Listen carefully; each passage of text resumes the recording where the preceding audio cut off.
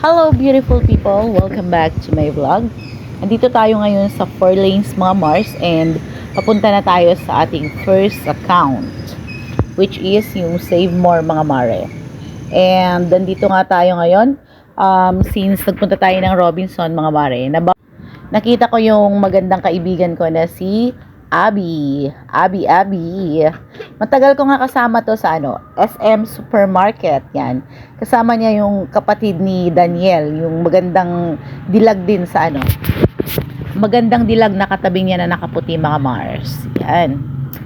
And after nung duty natin, pumunta nga tayo mga Mare at bumili tayo ng ulam. At ito na yung voice over ni Reagan kanina sa Reels. Bumili tayo ng tilapia at saka mantika. At may kakwento nga ako sa inyo mga Mare, Muntik nang nalapa yung anak ko ng aso, which is yung breed ng aso is K9 mga Mars. Ang nagmamay-ari nito yung kapitbahay namin dito sa may Castillo Edco at Tiaga Isabela.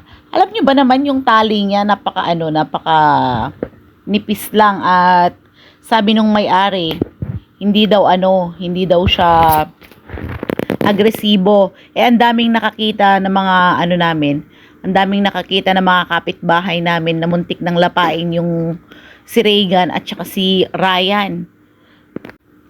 Hindi nga agresibo, pero dapat yung mga ganyang aso mga Mare, naka-cage siya. Alam niyo ba kung nasaan lang siya? Nakatali lang siya sa gilid ng at saka ang nipis nung tali niya. Hindi siya safe mga Mars. Nakakaloka yung mga may-ari ng mga pet owner dyan, Diyos ko. Bakit ba? Tapos pag nireklamo mo naman sa barangay, hindi naman gagawin. Paano gagawin natin pag nakawala ulit? Tapos di ba mga Mare?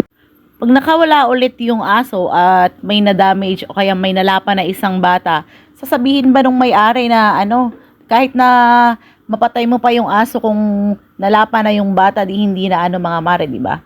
Hindi na may babalik, halimbawa yung kamay na naputol, yung paa na naputol, hindi naman makukuha sa injection yan, di ba mga Mars? Kung makukuha lang sa anti-rabies, okay lang paano pag sa liit ba naman ng mga bata dito, tapos nalapa? Walang magagawa yung anti-rabies pag naghiwalay yung kamay, di ba mga Mars? Yun ang hindi naiintindihan ng mga pet owner. At pag inireklamo mo naman sa barangay, ang hirap din magreklamo sa barangay mga Mars. Pag pinuntahan na ganyan at hindi naman umaksyon yung may-ari, paano naman yung reklamo ka ng reklamo, hindi ba? Di ba napakahirap naman? Kakaloka yung mga pet owner na yan. Dapat sana pag ikaw nag-aalaga ka ng aso na ganyan, you should be responsible. Tapos mamaya pag nakalapa, anong magagawa ko? Nakawala. Ganon na lang, di ba? Ay, nako, kaloka.